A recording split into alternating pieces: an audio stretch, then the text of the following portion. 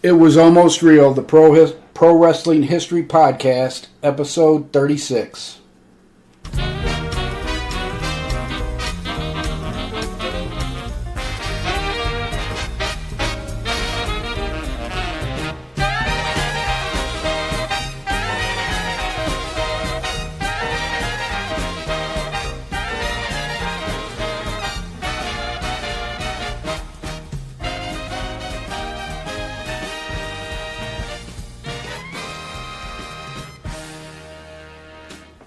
Hello and welcome to this episode of It Was Almost Real, the Pro Wrestling History Podcast. My name is Ken Zimmerman Jr. and I've already fumbled the opening of this thing, so hopefully it gets much better from here. But this is the podcast dedicated to the history of professional wrestling between 1870 and 1920. Although sometimes we stretch into the 1930s, and today we're really going to stretch, because we're going to stretch up into the 1980s and that. But again, I'm joined by my fellow co-host here. Dangerous Dan Zimmerman is back in studio with me today, and we're going to discuss a wrestling documentary that Dan actually discovered on YouTube that we think is well worth the watch. Mm-hmm. And before we get into that main content, I forgot to tell you this story Friday, and I thought this would be a perfect story for the podcast. Okay. Because I learned a long time ago the only difference between genius and stupidity is genius has its limits. Mm-hmm. So I quit watching and listening to the news and reading the news several years ago because I was tired of all the extremism on both sides. Mm-hmm. So normally I never watch news. And at work when I was eating lunch last week, I'd see this little ticker because normally during lunch I do research. So I was reading some in the old newspaper archives. Mm-hmm. And as I was just getting ready to finish up, I saw this thing that said breaking news, which I always click on that to see what that is. And it was Senator Dianne Feinstein dying at 90 years of age last week. And our condolences to her family. I didn't agree with Senator Feinstein very much, but I respected her a lot. And the things she did when San Francisco was in such a tough time after that murderous rampage down in the city hall. I think everyone should respect her for that. So our condolences to the family.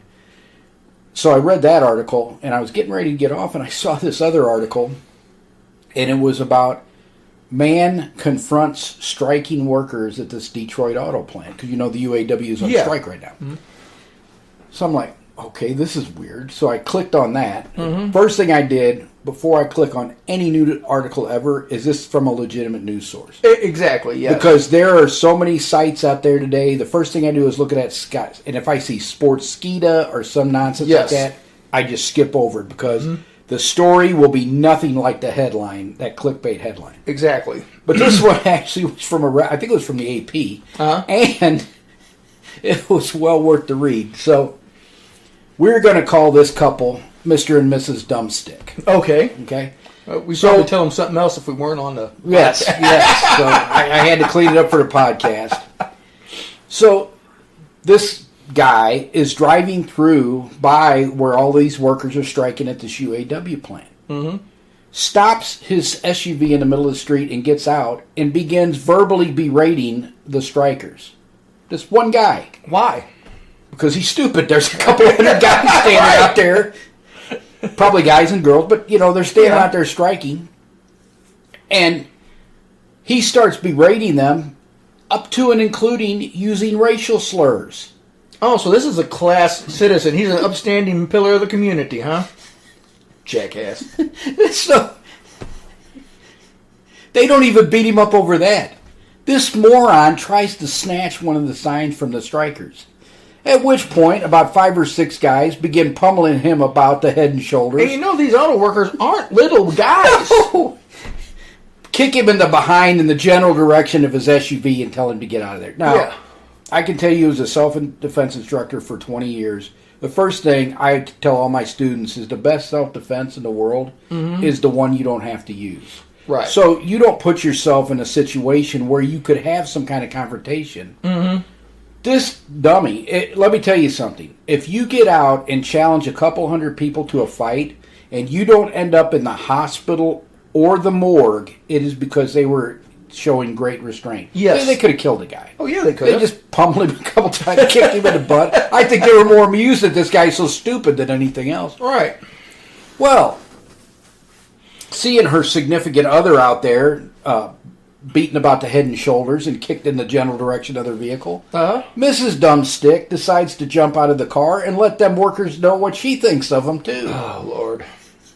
So one of the auto workers stand there holding a sign, and this is paper on a thin stick. It just whop right on top of the head of the sign. Mrs. Dumbstick, who has a little bit more sense than the husband, stops her rant in mid-rant and goes back and gets in the SUV.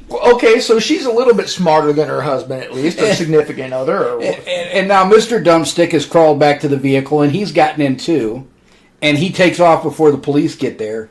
But the best part of this whole story, you talk about burying the lead. The last sentence in this story was, witnesses said there were several children in the back seat of the SUV. Oh, my God. So what were these people trying to prove to their kids? That they were, you know... And these poor kids. You got to hope that it skips the generation, this level of stupidity. Yeah. Because... could you imagine these poor kids, probably traumatized, that's horrible, yeah, absolutely, are sitting back there watching their father get out and start using racial slurs at a couple hundred people? Mm-hmm. I don't know how that could turn out wrong. Oh, geez. And the mom gets out and starts running her gums and hits her over the head with the sign.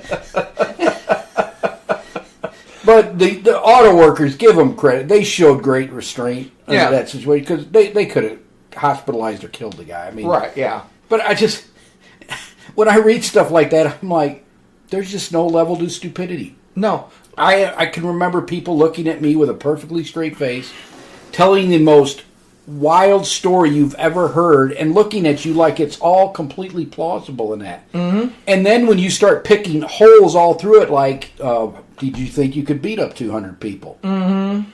Do you think it was wise to do this? Do you realize that throwing racial slurs in there, if you had hit somebody, you could have been charged with a hate crime and got your butt kicked? Right. Then they get mad at you because you poked holes in their ridiculous story. They have a victim's mentality. Oh, I didn't do anything. It was all their fault. I was just expressing my opinion, and they beat me up. You know what? They will spin it to the point where they were in the right and everybody else was wrong. We have, anybody that knows our family, we have a couple of those in our family. We're not going to mention, but it's never their fault. It's always somebody else. Yeah, and it just when I read that story, I'm like, oh, I got to tell Dan this one. The only difference between genius and stupidity, genius has its limits. That's right. And I tell you what, I wish somebody would have got a video of that lady getting bonked on the head. I'd love to see the video of the whole thing. Right. Jeez. 200 auto workers there. Nobody's got their camera on. Right. Oh, people. Use some sense. You could disagree with the out being striking. You could. Yeah. But is this the way to go about it? No. Maybe write a letter to the editor, you know. Yeah, do something. Yeah. You don't have to get out and berate these. Of course, I'm probably showing my age there. Probably nobody writes a letter to the editor anymore. Would they post something on a blog or... Well, and the thing about striking is, and I'm sure that some of them wanted to strike, and I'm sure there's some that didn't agree with the strike, but it's solidarity. Yeah. They're in a union, they decided to strike, so we stand with our brothers. Yeah. Yep. So yeah, I still to this day have never crossed a picket line. No, me neither. Growing up in a union household, no matter whether I agree with the strike or not, that was just something I could have told my dad just about anything, and I think he would have forgiven me. Mm-hmm. But if I had crossed a picket line, I don't think he would have ever forgiven me for that. Well, luckily, there was only, when I was working for a union, we had one strike, and it only lasted a few days. I took a 3-day vacation because, like you said, I wasn't going to cross the picket line. So, but it was United. Oh, yeah, because your dad was union too, wasn't he? Yeah, he was good. And I don't know if the stationary engineers ever went on strike when Dad was working for him, but I was working for the grocery workers union. Yeah. 655 in St. Louis, and they went on strike one time. Yeah, that was the one union I belonged to, too. Mm-hmm. And, I mean, Dad, Ernest Charles Diaz' dad, he was a garment industry worker for his whole life. And he just, if there was a strike at the local grocery stores, we knew we're not crossing that picket line. Right, There ain't no way Dad's going to do that. So. But, boy, we went far afield of 350 days. We haven't even started it yet. That's all right. And in full disclosure, we're kind of going back in time to go forward in time again. We're recording this a little bit out of order. We're doing episode 35 tomorrow. We're going to have Caleb back in the studio, but you will hear this in order. So this episode will come out actually after that one's released. This is a bonus episode. This is the third one we're doing. Oh, okay. This is our bonus episode. Okay. Yeah, this is the bonus episode. And I need to talk to you and Caleb because I'm thinking about doing more episodes next year than we did this year, but I need to make sure it works with your guys' schedule. I could always do a single episode, but I think the numbers are telling me that people enjoy it more when it's a couple of us as opposed to sure, absolutely. just me. Have you gotten any hate letters yet? No, I haven't. Since I offended since we've tried to offend everybody that we possibly could. You know, and I was more like that when I was younger. I haven't gone out of my way to offend people in quite a while. Right. So. Well, you know, in fact, that came up in a conversation the other day about how you've kind of mellowed since you became a pawpaw. Yeah. So. Yeah. The boys have definitely mellowed me out quite a bit. So 350 days. Mm-hmm. So one of the things I wanted to point out is 350 days is more a territory schedule. Mm-hmm. When they went with the national expansion in the 80s, it was still crazy. Oh, yeah. Mm-hmm. It was 300 days, but they were on planes then as opposed to cars. Mm-hmm. Most of what they were talking about in this documentary were the territory days and the days of being in the car and driving around everywhere. Wendy Richter probably would have been in more planes because the lady wrestlers were an attraction that booked around the country. Right. Mm-hmm. And then the national expansion, once it started, Ted DiBiase and a few of the others would have been doing a lot of the national expansion. But Don Fargo and all those guys talking about that, and Brett in his early career in the 70s, mm-hmm. Calgary was a massive territory. Oh, yeah, it was. Like Louisiana, West Texas, mm-hmm. where you were going to be doing crazy long car trips. Yeah. And, you know, there was, speaking of how big some of the territories were like that, you had really small territories out west. Yeah. And I don't understand that, why it was. I mean, you had San Francisco, you had Portland, you had a lot of little, you know, I don't want to say dinky and offend anybody, but these smaller little promotions that lasted for years, right. But they was in like one or two cities. But they were popular because of that. Mm-hmm. So I looked at Oregon. I watched one of the shows from the 80s in Oregon, and they actually ran just about every night like they did in Tennessee and that. Oh, okay, uh-huh. But it's because they went to all those small towns around. Mm-hmm. They wrestled in every armory in high school. And yeah. I didn't see any Washington towns. It was all Oregon. So they would do Salem and Klamath Falls, and mm-hmm. which I think Klamath Falls is on the east side. But most of them were... I think it's in that high plain deserts area. Yeah. Most of the places were within short driving distance. That was a selling point for San Francisco and for Portland. Oh, okay. And for... Robert Fuller's territory. Not Robert, Ron Fuller's territory. Mm-hmm. Knoxville. Oh, okay, yeah. Because everything was in close driving distance. You know, you could mm-hmm. drive, be home in an hour and a half, 2 hours.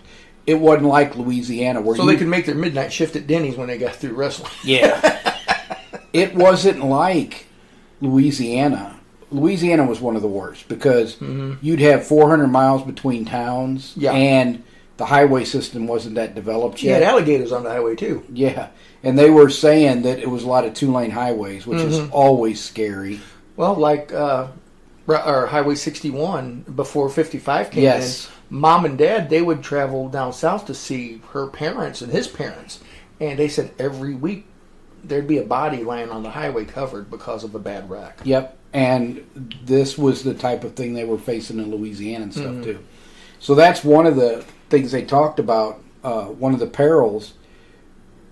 I think that this documentary did a good job of disproving the glamorous life I think a lot of people think professional wrestling was. Well, yeah. It's probably more that way today because they have shorter schedules and they're flying everywhere, and the company's paying for most of the stuff. When the 60s, 70s, 80s, they were still mostly taking care of their own travel. Most of it was driving.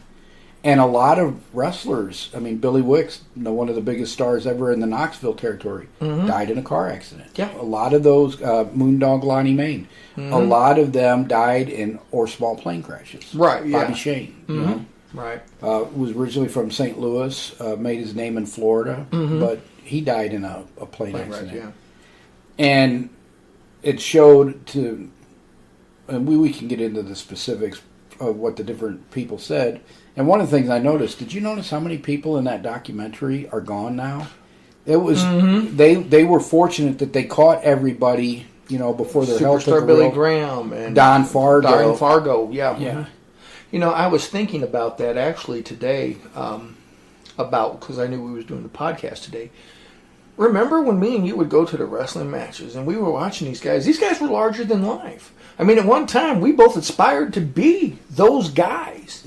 Could you imagine what our lives would be like now Oh yeah. if we had done that? Well, for one, we could barely walk. Yeah. Well, I can barely walk now, but My knees are in pretty bad shape, but I mean, I do have 30 years of martial arts Yeah. behind me, and you know those things. You know, they take their toll. But yeah, we wouldn't be able to walk. Hopefully, we wouldn't have drug addictions because one of the things that I would have worried about if we had ever taken part in that lifestyle, be it on the road, the Zimmermans have addictive personalities. yes, we do. And you have all those temptations of the alcohol and the drugs, which they went into in the 50s and even in the 60s. I think it was mostly drugs. In the 60s, alcohol. Alcohol was the drug of choice. When you get into the 70s and the 80s in particular, And it's cocaine definitely- and it's all that, cocaine. And as I told you, I wish I could remember where I heard this at, but they were talking about the early wrestler deaths. And it wasn't a wrestling podcast, I don't think. It was something else, but they were referenced the early deaths of the wrestlers. And they said one of the things they've discovered is a combination of the use of steroids for physique enhancement to make a bigger presentation for your career. Yeah. You know, bigger guys, even to this day, still do better in the wrestling. You know, we were just talking about him a few minutes ago. Damian Priest is seen as a world title contender. Yeah. I don't think people see Finn Balor as that right now. No, they don't. I don't see Finn Balor as a championship. So being bigger and muscular, definitely. But it was that combination of guys using steroids to enhance their look, to make themselves a bigger star, and using cocaine on the road to cope, that those two combinations are very deadly for the heart. Yes. Because the heart is a muscle, steroids affect muscles, and cocaine affects the heart as well. Exactly. So that combination is particularly bad. Plus, I mean, the Soma use in the 90s was horrible, and that stuff is terrible for you. And Paul Orndorff talking about, you know, there's lots of guys. I don't know if you can prove it through studies yet, because I don't think it's been studied enough. But there are lots of guys who have used steroids that get cancers and stuff at a relatively young age that attribute it to steroids. Yeah. Now, the only thing I think scientifically that would back that up a little bit is if your body is continually in an anabolic state. Yeah. So you're constantly trying to put on mass. Because even the bodybuilders have figured out you should have periods, you know, where you're just trying to maintain, or maybe you're trying to cut. You shouldn't try to be in an anabolic state all the time. Right. But and for professional wrestling, there's no off time. There's still, these guys are trying to keep themselves in an anabolic state all the time. When you're in an anabolic state, not only are your healthy cells growing at a more rapid pace, irregular cells like cancer cells are going to grow at a more rapid rate too. That's the only thing I could see in any way possible from a scientific standpoint that might bear that out. But there's not been any real studies done on that. So it's supposition. Nobody can know for sure. Well, I think, But I think you make a very good point there. I mean, I think that we would both be in far worse shape than we are. We looked at these guys and Now, today, yeah, you and I would be monsters. oh yeah, we would. Because in shape, I'm only 5'10", but I'm 230 Yeah. in shape. Mm-hmm. You've always been 6'2", 6'3", and always around 300. Yeah. My son Caleb would be a freaking monster. Oh my at gosh, 6 the foot kid, 280. Kid be a time bomb. You Yeah. kidding? So we would be huge today. Mm-hmm. I would have been particularly small Yeah. in the 70s, 80s, and 90s. Mm-hmm. You would have been big enough, but I would not. Yeah. You know. I'd sit on LA Night now.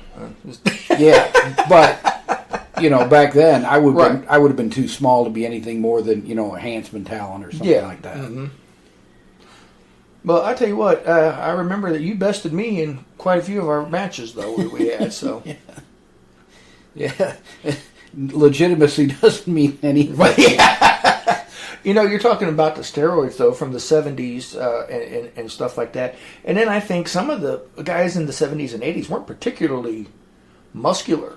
No, it was the 80s that really started. You had Billy Graham in the 70s. Yeah. And there were a couple of... Now, I don't know if you know it, and if you saw the pictures of him, you might pick up on it. Mm-hmm. Don Fargo was a bodybuilder in the 50s. Oh, was he? I did not know that. Probably did not use steroids. Steroids were definitely around in the 60s. Mm-hmm.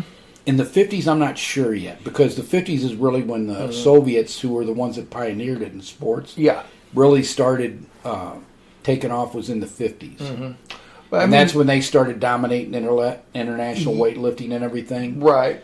So it might not... Fargo probably was not. Right. And I don't think later on in his career he didn't have that kind of physique, so I don't think that he was... But you could tell in that picture, he was a muscular guy. Yeah. He wasn't, a schlub. He wasn't... But good bodies, when I started watching wrestling, were rare. Mm-hmm. Oh, yeah. That's why a Kerry Von Erich or a Ken Patera, once he lost a powerlifter build and looked more like a bodybuilder. Those guys stood out because there weren't that many. Yeah. Mm-hmm.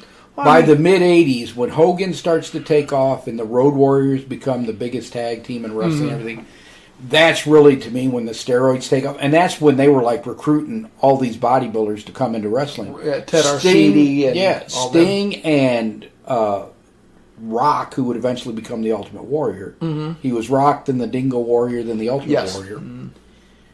Those guys were bodybuilders recruited by Rick Bassman in California, recruited specifically for their look, and they could, Warrior never could wrestle to save his life. No, Sting got better and learned. Yeah. But they were recruiting bodybuilders. Mm-hmm. Akeem Albrecht in the 90s. Yeah. Great look, couldn't wrestle. Couldn't wrestle out of a paper bag. No. Because just because the guy looks good doesn't mean he's going to be able to pick up working and being able to do the things. And actually, the muscle works against you doing things athletically. Ah, okay. That's why when you see an MMA fight and you'll see some guy come out there and he'll just look like a Greek god. Yeah. If he doesn't put you out in the first round, usually he runs out of gas. And he's because muscles, when you're massively muscled like that, it takes more oxygen. Yeah. So and they're gassed. Yeah, it's actually a detriment to go past a certain point when it comes to putting on the muscle. And and the one that kind of reminds me of that is Tony Atlas in his prime. Remember how big he was? Yeah, and how stiff he looked. I remember now, I look back on him, and I was like, Tony Atlas, Mr. USA, oh, he's awesome. But then you seen him move around the ring, and he was pretty stiff. His thighs would rub against each other. Yes, he was. And I was like, man, but he, like you said, he was massive. But then when you try and watch this guy wrestle, he looks like a marionette. Yes. Almost, just. And so a few of the big muscular guys who could wrestle didn't necessarily look like bodybuilders. They looked like muscular guys. Yeah. And I'm thinking of Hacksaw Butch Reed, who I think is one of the most underrated wrestlers he is of all time. He should have never went... Should have never went to WWE and been the natural. Right. Yep, and that ruined him because people saw him as one way from that point on. Yeah, he was a joke. Yep. When he was in the NWA and he was fighting Ric Flair for the titles, those were some great matches he had. Yep. Yep, and I loved him in Mid-South. I thought he was fantastic. Yeah. But then again, like I said, you got guys like Dusty Rhodes is not a roid head. No. Obviously. Crusher Blackwell. Even some of your Japanese... Flair started looking better in the mid-'80s, but he was kind of chunky. Yeah, he was. I remember Great that. cardio. Yeah. And he had muscle, but he was not muscular. Yeah, exactly. Harley Race, probably the toughest guy in the entire world. He kind of looked like And could wrestle for an hour, but he kind of looked like, the guy blue you'd collar. find in the bar. Yeah, he's like the blue-collar guy that came down off the mill, Yeah, if he was on the line, putting rivets in a car, you wouldn't think anything of it. Exactly, but yet But, this guy... boy, if you'd have messed with him, He would God help stretched you. 15 ways to Sunday. God help you. Knocks you out with that big left. Oh, man. He had some meat hooks on him. Yeah. Golly. But when I first started watching wrestling in the late 70s, good physiques were unusual. Yeah, exactly. And so it wasn't until the 80s that everybody tried to get all these muscular guys. And to my mind, the best wrestlers were not overly muscular. Ted DiBiase. Yeah.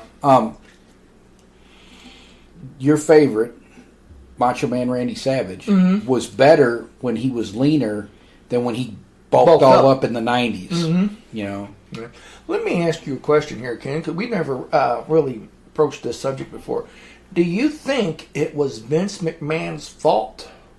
Because he had these penchant for these big muscular guys that, and now being a national program like he had, was he instrumental in the steroid use of the 80s and 90s? Yes, but he didn't encourage anybody to use them. Okay. Who he liked is what encouraged people to use them. Okay. So the fact that he loved Hogan, he loved Paul Orndorff, he loved the Ultimate Warrior, his preference for those bodybuilders, those muscular guys, which I think Triple H has that preference too, because Triple H was a muscular guy. Mm-hmm.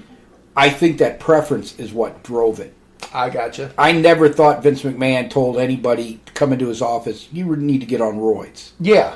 But the fact that he seemed to show a preference for the steroid guys, to me, yes, that encouraged other... Basically, if you want to move up the ladder here Yes. and be, what was it? What was he use?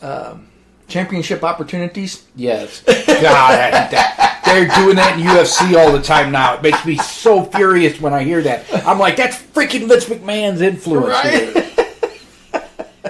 But yeah, I think his preference for that type of wrestler is what did encourage that widespread usage. Yeah. So he definitely had a part in it. And everybody trying to compete with Vince, that's why they at least tried to have some muscle men. Yeah. Mm-hmm. So in Crockett, you had the Midnight Express. And Dennis Condrey was a pretty thick guy. Yeah, he was. But he was not a bodybuilder type. No, not at all. They did get Sting. They did get Lex Luger. Mm-hmm. So they did bring in some. Yes. And that was Vince's influence because they were trying to compete with Vince. Mm-hmm. But they tried to say, okay, we're going to have great wrestling, so we're going to have Ric Flair, and we're going to have these guys, but we're going to have some muscle guys, so we're going to have Nikita Koloff. Mm-hmm. We're going to have the Road Warriors. We're going to have Lex Luger and Sting. Nikita But Koloff. to Worst me, Russian accent ever. The guy who was muscular, but he wasn't a bodybuilder type, who would have been world champion had he not been in a car accident, was Magnum TA. Oh, yes, he was Oh, the man. perfect blend of a guy who actually knew how to wrestle because he had wrestled in high school at least, and I think maybe college. Yeah. And he had a good physique on top of it. And he could sell a crowd. I mean, he was. Yes. He had the crowd eating out of Fiery his baby hands. face. Yes. And him and Dusty Rhodes had a lot of good tag matches. They worked well together, had a great chemistry. And, man, that, like I said, I'm surprised. I saw the pictures of the car wreck. I'm surprised he didn't actually die in that Yes, wreck. I am too. I mean, it's that car wreck looked worse than what Uncle Jimmy was in, and it killed Uncle Jimmy. Killed Uncle Jimmy, yeah. But so that's one of the things that struck me in that documentary. Mm-hmm. So first of all, if you wrestled 350 days, you're not going to have any kind of family life. No, So divorce is being rampant. I disagree completely with Lanny Poffo's take. Yes, there were some marriages that survived. Nikolai Volkov. Yes. And How many years to the same woman? Yes. 47, 57, something like that? and I never heard about Nikolai stepping out on his wife. No, I think But most guys guy. did. Ted DiBiase admits he's Oh, got yeah. a very lovely wife that he was in love with, but he stepped out on her like so many other guys did, you know. And Bret Hart, it's one of the things that ruined his marriage. He got divorced right after his book came out. And so many other wrestlers are in that same thing. Sting has said that was what caused the end of his marriage was the drugs and the alcohol and the women. So it takes that being on the road 350 days. I don't care. Yes, it has much more to do with your habits on the road because Owen Hart didn't do that. Well, But there aren't many people in the world that could resist that temptation yeah, when you're so far away from. I mean, the mental stress on these guys has to be, and particularly in that day and age. So realize today you have a contract. Yeah. Now they can opt out of it after 90 days if you work for WWE. yeah, But there's probably something in there about injuries and stuff that I think what that does is puts a stop on it. yeah. So if you get hurt, they're paying your bills. You've got insurance, but it adds Yes. on to the end of your contract. So if I blow out my knee and I'm out 10 months, 10 months gets added on to the end of my contract, Yes, which it may or does. may not be good. But so I don't think Tony Khan would do that to anybody. He probably just pays them all. Yeah. So I mean, we bagged on Tony Khan pretty hard, and he deserves it. But I will say this: I think as owners of a wrestling company go, he's probably the most human of all of them, and he does try to take care of his people. He does, yeah. So I wish he would be a better booker, quite honestly, because I would like to see AEW succeed. Yeah. Well, I would too. It's much better when you have a couple of companies than one company. Yes, because that way nobody has a monopoly and you're not seeing the same guys night after night. I'm, like we was discussing, I'm excited that Adam Copeland is in AEW. Yes. Because he was one of my favorite, when he became rated our superstar, Yeah. I really started enjoying watching his shows, his matches. Now he's in AEW. And I hope he succeeds. I hope they put it together a good storyline for him. But for me, it's just hard to watch an AEW program right now. Because it's so schizophrenic. Yeah. You'll have something good with just absolute garbage all around. It's very difficult to watch. But you could, I think today, only wrestling a couple days a week and basically being home a lot. And Yeah. yes, you can have a successful family life in today's professional wrestling environment. Well, that was almost impossible in the 50s, 60s, 70s, and 80s. Most of the people are not going to be able to resist the temptations of the road. Yeah. And because you're away, there's all this stress on you. Your body's beat to hell. Yeah. Because, yes, and they made a good point of this in the 350 days, why I've never, ever said wrestling is fake. Remind me of that. I want to come back to that because I had a thought about that today. Okay. It's prearranged. Well, yeah, absolutely. So the outcomes are predetermined. But the damage they're taking, entertaining people and doing these things, is real. And one of the guys said that. It was either Ted DiBiase or Don Fargo. One of the guys in there said, yes, the outcome is prearranged. But getting to the end, the bumps we're taking are real. When we were kids, there was a big stigma with being a wrestling fan. Yeah. Sometimes you would hide it from people because people just thought you were an idiot if you liked wrestling. Because it was for meatheads and for people who are dumb and can't tell it's fake and blah, blah, and blah. my dad hated the fact that Vicky and I loved wrestling. Because to him it was that old fake crap. Because he was a boxing fan. Yeah. That's most of the time a legitimate contest. Yeah. They haven't taken dives since the 50s. The way you fix a fight today, you fix the judges. Yeah. And that happens way too often. You'll see a fight that it's obvious to anybody that knows anything about boxing. One fighter dominated, and that fighter will lose 9 out of the 12 rounds of the scorecard. Because that's how you fix a fight today. You fix the judges. That's why I stopped watching boxing and paying attention to it. When George Foreman fought Axel Schultz in Vegas 20 years ago, Axel Schultz just absolutely knocked George's head loose. I felt the exact same way when Carl the Truth Williams. I kept watching. Yeah. I quit watching about 10 years ago over one of those decisions. Mm-hmm. But when Carl the Truth Williams fought Larry Holmes, Yeah. I think in 85, 86, Mm-hmm. I thought he won that fight. Yeah. And when the fight went to Holmes, I just couldn't believe it. Yeah. Well, that was just like when George Foreman's bleeding out of both eyes. His head looks like a potato. Axel Schultz really doesn't have that much damage to him because he was the aggressor, he was the winner, and then they called the fight for George Foreman because it was in Vegas. It was one of his farewell fight, and I was just like, man, this is Yeah, ridiculous. Holmes was getting long in the tooth, Mm-hmm. and it wouldn't be too long after that. I think that he ended up just calling it quits, but he was still champion. Yeah. And he fought Carl. Oh yeah, he fought Spinks not too long after that and lost that fight, which that's debatable too. I don't think that fight was fixed. Uh-huh. I just don't know that the judges were particularly competent Uh-huh. because my dad didn't like Holmes. He didn't want to see him get the record. Yeah. So and Spinks originally being from St. Louis, Dad was all Spinks. Uh-huh. And at the end of that fight, we looked at each other, and we're both like, I think Holmes took that. Yeah. Mm-hmm. And then we heard Spinks won it, and Dad was happy because he was not for Holmes. But Yeah. at the same time, he was like, I don't think he won that fight. Yeah. I was like, I don't think he won that fight either.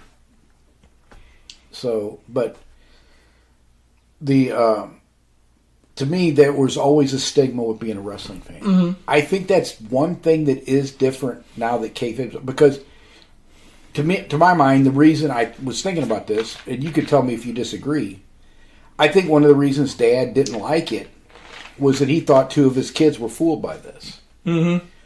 We knew something wasn't quite right, but we enjoyed it. Exactly. You can turn off your brain, eat your popcorn, and enjoy a show. Same thing with, my dad, your uncle. What did he always say? About racing that fake crap on TV. And we had to wait for him to go to work. So so we could watch it. Your mom would let us watch it. He wouldn't let us watch it. Right. But I think that might be what irritated both of them, because they were always talking about that fake crap, is they thought we were somehow fooled by that. Yeah. They didn't realize, no, we enjoyed it. Now that kayfabe is over and they've said, yes, it's all a work, now nobody's trying to fool anybody anymore. There's no stigma around being a wrestling fan. No, It's just another form of entertainment watched by a much smaller audience that ever used to watch it. Right. But it's just another form of entertainment. So I think that's one of the few positives that came from that, is now there's not such a stigma around it that you're some dupe or fool or dope. Yeah. We knew things weren't quite right. Mm-hmm. And there were things that we couldn't ignore. But for the most part, we tried to. And, I mean, let's face it. The first time you and I ever saw a WWF match, we just looked at each other like, yeah, right. Exactly. Was that when I believe Brad Rangus was still in wrestling, and they was bouncing his head off the turnbuckle, and the guy let go of him, and he kept on banging his own head. It was like, what is he doing? Yeah, you after watching NWA, the first time you saw WWF, you were like, oh yeah, this is all predetermined, worked, and everything else. Yeah. The punches in WWF in the 80s could miss by a half a mile. And look at that haymaker, he just laid on. So I think that's one of the reasons that the stigma doesn't exist anymore. Uh-huh. But the other thing I thought that this documentary did a good job of kind of showing is wrestling before the end of the kayfabe era and the national companies, anything, was sort of like a combination of the circus and the mafia. Yeah. It was a closed society that you had to really work to get into. Mm-hmm. Yeah. And once you were in, you were expected to, because not honoring the kayfabe, smartening up girlfriends and stuff, oh yeah, could get you in trouble with the other people in the business, because they thought, oh, you're killing our business here. Well, that was like when Sheiky and Hacksaw, who were having these death matches every night, and then they get busted in the same car, smoking marijuana and going to the next show. Well, why are these two mortal enemies riding together? Oh my gosh, Yeah, and that made a lot of people in the business mad. Yes, it did. Mm-hmm. But But I thought that was a great point that Brett made, Mm-hmm. and it's something I've been saying for years. Why were they messing with the people smoking marijuana? Oh, yeah. Testing for cocaine is great. Testing for steroids is great. But you start testing for marijuana and telling people they can't smoke marijuana, like he said, the guys smoking marijuana, they go back to the room, they smoke their marijuana, and they go to sleep. Yeah. They're not messing with nobody. They're not getting in trouble. Mm-hmm. He said, but when you start testing for the marijuana, now you're forcing these guys to use pills, and they start using the somas and the other Yes. crap that's, kill you. Jim Cornette talked about one time running into Davy Boy Smith at a hotel lobby, and Davy was so out of it from a soma, he was talking, but none of the words came out in any kind of order or thing that you could understand he was speaking English. Uh-huh, yeah. And he remembered seeing Jim, and he goes, Jim, why didn't you talk to me? He goes, Davy, I did, but nothing you were saying made a lick of sense. Mm-hmm. And he said, oh, I took a soma. Yeah. You know, that kind of stuff, it was counterproductive banning the marijuana. I never thought marijuana should be a drug that any of the athletic places were testing for because it's not a performance enhancer. Exactly. It's a mind-altering drug, though. Yeah, and it's a downer, so other than raiding the refrigerator, for the most part, it helps these guys sleep. And, I think nowadays, don't they use that CBD CBD extract for the oils, yeah. for sleeping type stuff in that? Yeah, and like I said, as you know, I have sleeping problems at time, and I was taking CBN, actually, which is another derivative of it, with melatonin to help me sleep at night. So, but I'm not an addict. I'm not. Right, no, but I don't know that these guys were necessarily addicts, and if you have social anxiety, like the Diaz brothers do in boxing, or not boxing, in MMA, yeah, that's what helps them function. Exactly. So I just don't think that it should be a something that they ever tested for. But he pointed out that didn't help anything; it actually made it much worse. Yeah, because then people were trying to hide it or hide the fact that they were doing it. Yeah, or taking other stuff that was far worse for them. Yeah, exactly. So, but why I said it was like the circus, it was because a lot of the stuff that they did on the road was pretty reprehensible. And there have always been a lot of con men, going back to the era I study. There have always been a lot of con men. So back then they were conning people when it come to the bets on matches and stuff that were worked. Yeah. And working the match to enhance the betting so they made bigger money off the bets. In the 60s, 70s, and 80s, it was more guys, conning girlfriends to take care of them and do stuff like that. Yeah. Or conning angels, as they would talk about them, Yeah. people to give them money and, pay for stuff and do all that stuff. It's always had that kind of, and give Vince credit for that. He cleaned a lot of that up. Now, taking it out of the smoke-filled arenas, that's garbage. Yeah. The smoking laws took things out of the smoke-filled arenas. I remember going to the matches with Vicky in the 80s, and you couldn't see the ring. Oh, yeah, because after of the about 10 or 15 minutes because of the smoke. And by 90s, that was all banned, and you couldn't smoke in any arena anymore. Well, but he did get rid of a lot of those kinds of practices, because if you were doing stuff like that, you were gone.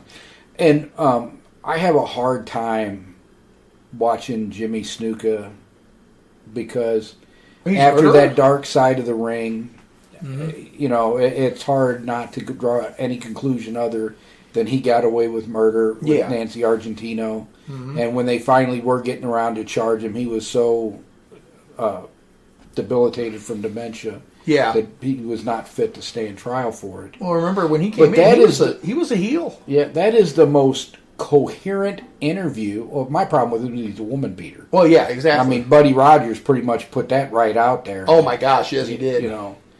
He beat women frequently. But that was the most coherent I ever heard him. Yeah. That I was shocked, because most of the interviews I've heard of him since the 2000s, it's all gibberish like the Warrior used to do, and you couldn't make heads or tails out of what he was saying. Right. Well, you could actually understand him in this. I think that stemmed from Documentary. being smacked in the head with a coconut on Piper's Pit. Probably jarred his screws. Oh man! And that was a real coconut. And that was a real coconut. It was not a gimmick. It had coconut. not been gimmicked. Uh-huh. And Piper asked, he goes, is this okay with Jimmy? Oh, yeah. Jimmy did not know he was going to get hit in the head with a actual coconut. And you see when he falls back through there, he's literally knocked. Yeah, his eyes are... And when he comes up, yes, he's supposed to be... But he is literally dazed and messed up. And they said he was going to go kill Piper. Yeah, he was. For doing that. Piper was smart enough to go, I'm hoping they told me the truth here, but I'm going to get out of here. Just in Right. case. But yeah, he knocked him silly when he broke that. I mean, you've seen how hard those coconuts are. Oh, yeah, I know how hard they are, yeah. I'm actually quite surprised it broke over somebody's head. Mm-hmm. He had to I figured the head might break before a coconut. I was going to say, he had to hit him with some force, too. Hopefully they got one that was a little softer when they picked it out. Yeah. Man, some of them things are hard as rock. Oh, yeah. You can't even get into them with a blade, hardly. You know? You can't chop the... That was one of the more amazing things I ever saw in my life. I was like... Yeah. I go back and look at it now, I'm like, I cannot believe that broke. Right, yeah. But I remember when Jimmy Snuka broke in, he was a heel. Yeah, and he was a heel for a lot of his career. And that flying frog splash off the top rope, nobody had ever seen it before. Yeah. It was something completely new and different. Well, you remember when he first went to WWF in the 80s, he was a heel. He was feuding with Bob Backlund. He jumped off the top of the cage and missed. Backlund, it was Morocco. In that match, Morocco, I think, had already won, but he slammed him and he came off the top of the cage and he landed on Morocco. But he missed Backlund. That's how Backlund won the match. Yeah. And he became a fan favorite feuding with Morocco. Yeah. And he had some Bob Backlund, and I know this is getting up, but Backlund feuded with Snuka, Morocco, Valentine. He feuded with everybody. He was, Stan Hansen. Some of the best matches I thought he had were actually with Greg Valentine. Yeah. I remember that match where they called it match because his blood was pouring out of his head. I mean, and I don't know if that was a legitimate cut or if he bladed, but man, I mean, they made it. Bob Backlund was a great technical wrestler, and once again, not a big guy. No, but and Greg Valentine held his own. And as far as physiques go, he had one of the better physiques of the 70s and early 80s. Mm-hmm. But again, he wasn't a bodybuilder. He looked like an athletic type guy you'd see out on the wrestling team. Or a track team or something like that. Maybe a shot putter. Yeah. We were just talking about WWF. Bruno Sammartino in the 70s. Oh, yeah. He held the world bench press record for a while at 565. Mm-hmm. Steroid free. Yeah. That's amazing. That is amazing. And Bruno was a big, strong guy, but he did not have a bodybuilder's physique. Now, when he was younger, I've seen pictures of him when he was younger. He was a little bit more cut, but not tremendously. Yeah. Bruno was never particularly cut, but he was very strong. He's big all those years. I mean, even when he was doing commentating, I remember when... And you're talking a guy that's 5'10", 5'11". Yeah. Weighed 275 pounds for most of his career. And then when he retired, he cut down to like 225. I thought he looked better in his 50s than he did in his 30s. Well, remember when he attacked Macho Man after Macho Man rang Ricky Robo's bell? That's one of my favorite moments still to this day.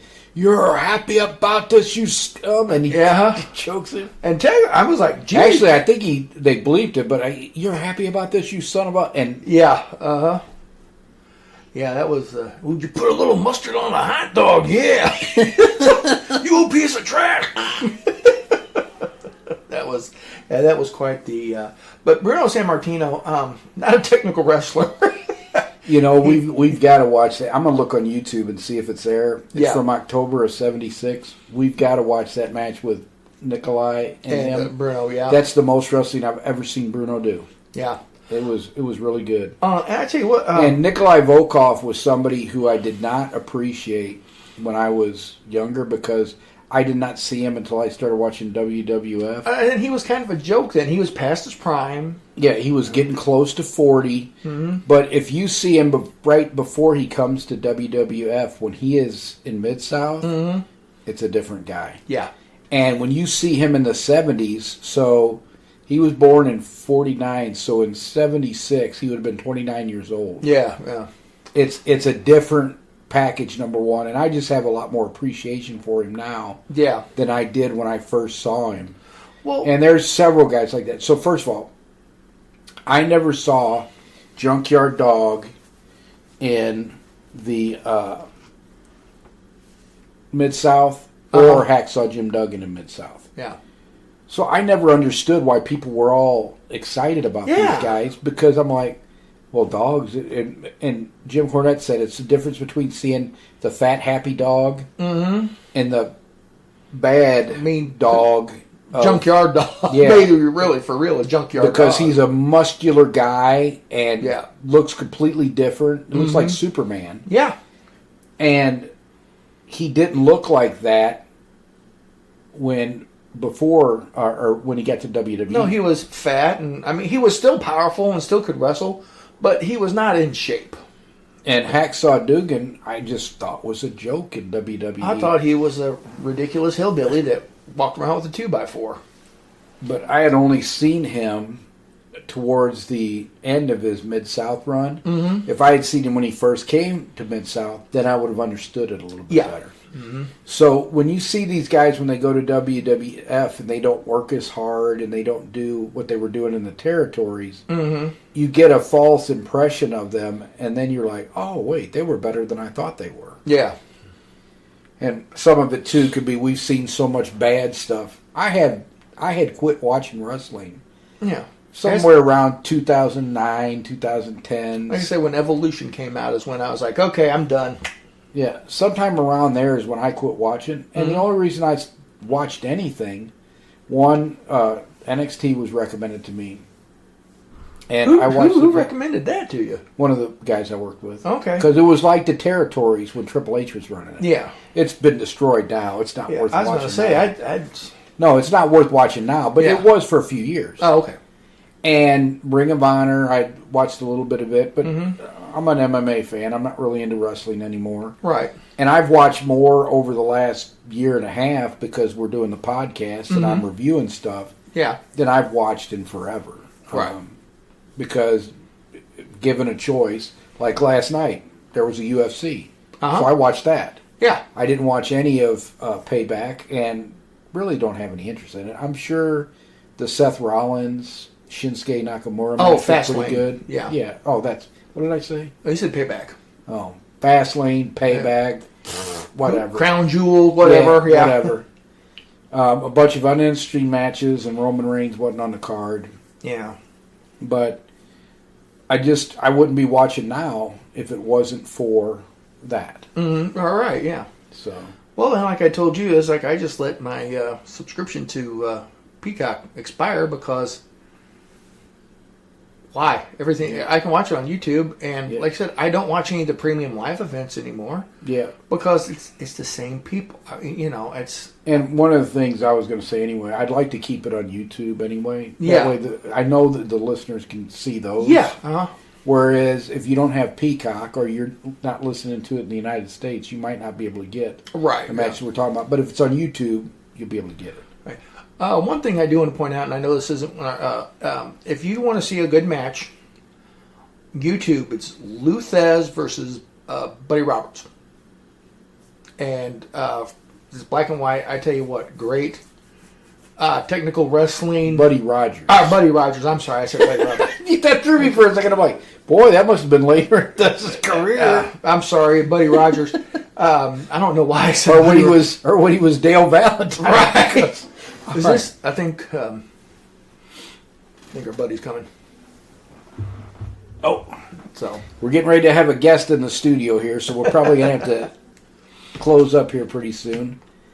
But do you have any final thoughts on 350 days? Just it shows the rigors of the road and how you can't have a family life really, and like you said, if you have an addictive personality, something's going to happen. You're going to get addicted to drugs, alcohol.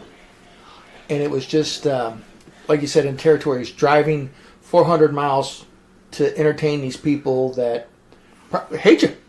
Greg Valentine was a big heel in any territory he's ever been in. They hated him, but he still went with it, All right, now we're really back. Can you say hi to everybody? No. Okay. So, but you were just saying that with the 350 days, that with that kind of lifestyle, if you have tendency towards addiction or, want to have a family, all that's going to be very difficult. Exactly. Under those circumstances. Exactly.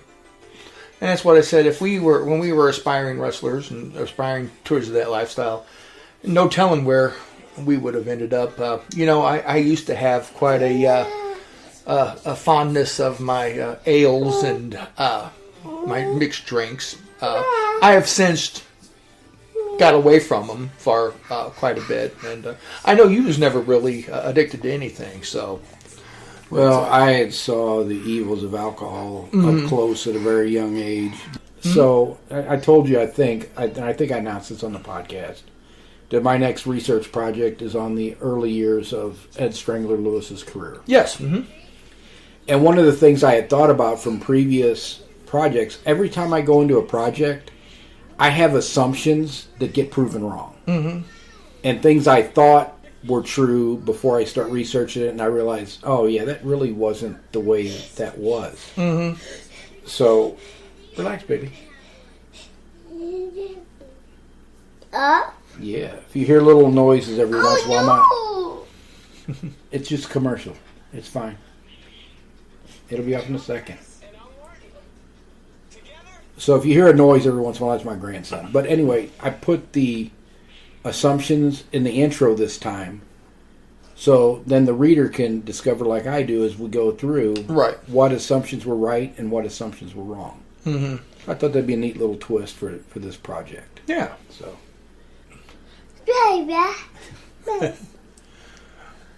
Really? Whoever thought we'd have computers on our hip. Yeah.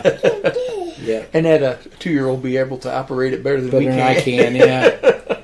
So we just stopped for a second because my grandson was teaching us how to use the phone. Yeah. But, so that's what I'm going to do for this particular project. Okay. So I don't know, do you think we beat this subject to death enough? I think so, and like I was going to say, I don't have any projects in the fire right now. Still kind of getting used to my new lifestyle that I have to live because of some medical issues, but we're getting there, and pretty soon, it'll be just like a daily part of life. So yeah. But I just like I said, I'll just be self-employed and trying to expand my business. And guys, if you ever need to get bored, look up Red Hawk Mercantile. There you go. So I think that, and since this is episode 36, the next episode will be episode 37. That's the one I think where we're going to go over that match I told you that was like 5 hours long. Okay, because I think that's a good illustration. One of the most frequently asked questions that I've had over the years is, when was wrestling worked? And the answer to that is from the very beginning. As long as professional wrestling has existed in the United States, there have been worked matches. Oh, yeah. More of them were contests before, say, 1915. But they started working from the beginning, and a lot more matches were worked than we thought were. Yeah. But people will ask, why did the matches start being worked? And there are a number of reasons for that. One was less risk of injury, so you could wrestle a lot more. Yeah. One was, as promoters started to develop, local promoters, they wanted to control things. Money is always at the root of every explanation. When you're working matches, you can also control the betting and make a bunch of money. Yes, you can. Which I think is really the original reason they called wrestling fans marks. But one of the biggest reasons is legitimate contests can be long, inconclusive, and boring. Almost kind of like bare knuckle fights. Yeah. Some of them go 120 rounds. Yeah, and if you have a long, boring, inconclusive wrestling match, you run fans off. Yeah. So wrestling would have had a very difficult time becoming a spectator sport if it was like amateur wrestling with no real time limits. Yeah. Because it would just go on forever, which is what happened a lot of times. And this match is a perfect example of that. So we're going to talk about the H.M. Doofer match from, I think it was 1880. No, it might have been 1878. It was 1870s or 1880s. Yeah. And we'll talk about that on the next podcast. Okay. So, until the next podcast, I'm signing off and I'm saying take care, everybody. Stay safe. Bye-bye. Can you say bye? Bye-bye. That's a big no. So Connor says bye as well. Bye, everybody. See you.